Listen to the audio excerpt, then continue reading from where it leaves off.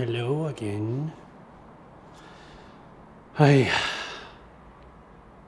was feeling in a funk and I wanted to put myself out of this funk, so I was going to just normally I eat when I'm in a funk, and it's a really bad habit, but I wanted to shoot something that kind of I've always wanted to shoot, and it was like this kind of specific aesthetic and vibe, and I am going to do that. So I asked my friend Carmela, who is amazing, and I've had the pleasure and the honor to have known her for many years, and she's one of the most driven and most wonderful people that you'll ever meet, and kindest people you ever meet. And I asked her, hey, can you be my talent for this shoot? And she agreed. So yeah, I want to do that today, so I'm gonna do that today. This is my gear that I'm going to use. Where's the other lens? Oh, shoot, sorry. Also, if my audio sounds better, I learned a trick to turn my mic around, so I sound better behind the camera. But yeah, I brought my light meter and stuff, and possibly my tripod, see if I use it. This is the gear. This is what I'm going to use. See? See? See? See? Yes. This is actually the scene that I'm going to shoot. Possibly the scene too over here, corner. And I always like shooting friends of mine, because I feel like when I shoot friends of mine, it's easier for me. It's easier for me to because I think what's incredibly important when you shoot portraiture, because that's what I specialized in and I did for years, is to connect with the person that you're shooting. And I mean truly connect, not like a fake connect where it's oh my god, yeah, do that, that's sick, that's beautiful, that's sexy, so, yeah, do that, I love that. I mean, I think it's good to have words of affirmation when you're shooting somebody, but I think that when you shoot, well, my philosophy on shooting portraiture in general has always been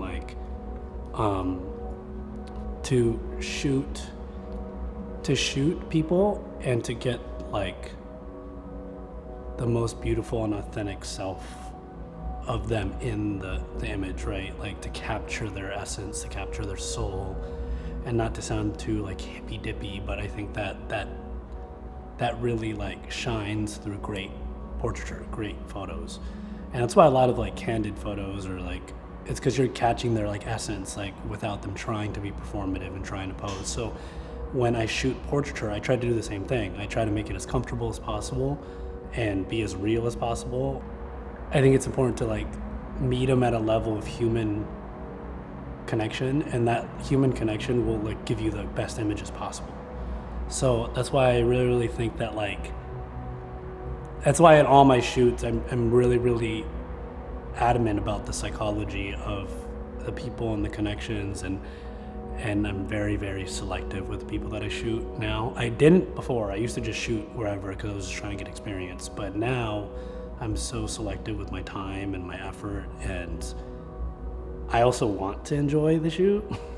A lot of photographers don't really enjoy their time at the shoot because they're doing a job, right? And I think it's easier when you're doing personal projects and you have personal friends, because everybody's beautiful in their own way. The Christina Aguilera song popped in my head when I said that. I think that's true. I think that everyone has this beauty to them that it's waiting for somebody else to highlight it or bring it to light. And I think that's the job of a photographer, is not to just take images, but to convey that as best as possible in their imagery. And of course, there's always like goals and things that you have to do, like when you're on a job, like especially if you're shooting product or things of that nature. But the essence of everything is people. And I mean like everything, like outside of like visuals, photography, like everything, the essence of like art is like people, and good and bad. But I think that like the job of a photographer is to capture that as best as possible. Like the job of a photographer is to like really, really look at somebody and like go, okay, like I see this beauty, and that comes from like talking to the person. So that's why I emphasize, like, even people that I've trained and photographers that I've trained, I tell them like have conversations. I'm excited because I get to do the style of photography that made me fall in love with it. Because at the end, at the core of who I am is like people. Even my art, even some of my writing. I really like dialogue heavy films. So I Past Lives is like my favorite movie.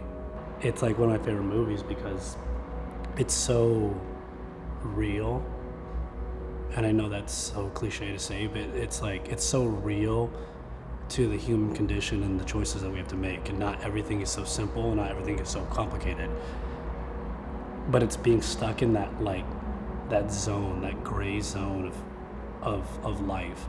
And for me, that's something that I feel like everybody struggles with, is that we want simplicity, like at its highest, right? But at the same time, life is the farthest thing from simple as it can be. Like there's so many complicated things that we have to worry about. And I think that we get stuck in this gray zone. We're always in this gray zone of like choosing how to live a simpler life, but also at the same time having to deal with the complexities of like human emotion and mind, because that's the most complex thing in the world, right? So it's like we try to compartmentalize so much of like how our brain works into the simplicities of what's expected you out of life. And I think that's where like art really, really shines, is that like it allows you to tap into places of like complexity, and sometimes you don't even have to explain it. You can just show it through your art form. So yeah, that's my goal, is today to take what I just said about like the complexities of like life and the feeling of gray and confusion, all that stuff, and put it into an image and get help from friends and really showcase like how beautiful she is. Because she's not, and when I talk about beautiful, I'm talking about beautiful outside of like obvious looks. Like that's only gonna get you so far in life. And without the person talking and exposition, that's why I think photos and images are so powerful. Is like it has the ability of taking something so complex, like emotion or general human nature, and it has the ability to express that in a second, like in a freeze frame, or through just like a series of images, which is what video is. It's a series of images, right? And it's able to give you something more, taking something complex and like crunching it down into something simple. And I think that's what makes film and everything so beautiful. Film and imagery in general is just, it makes it so beautiful. And that's what I think differentiates like really, really good, like I think that's what differentiates portraiture, like good photos and portraiture of people, and other, I guess, not so good. Because you can take a picture of someone that's beautiful, and you can take an image of somebody who's beautiful, and that's easy. Like anyone can do that. Everyone has cameras in their pocket, right? But I think it's different when you're able to, like, great photographers, and it doesn't matter what the gear is. And that's the biggest thing too I wanted to really like tap into when I'm creating and doing these videos, is really talk about like how I want to really talk about how like equipment and stuff doesn't matter. Like, there's so many, and I say that knowing that I have a lot of great equipment at my disposal, but equipment really does not matter, because everything is getting so advanced and everything's getting so good that like it's important to like use the tools that you have, and then when you find the holes in your workflow, that's when you get gear and you upgrade your gear. A lot of my equipment and gear that I got, honestly, and I upgraded, was because I didn't want to worry about inconvenient things. I didn't want to worry about like first world problem things. So I upgraded my gear to expedite that process, or make it easier to switch lenses, or, you know, like get a better image faster, or have more information to work with.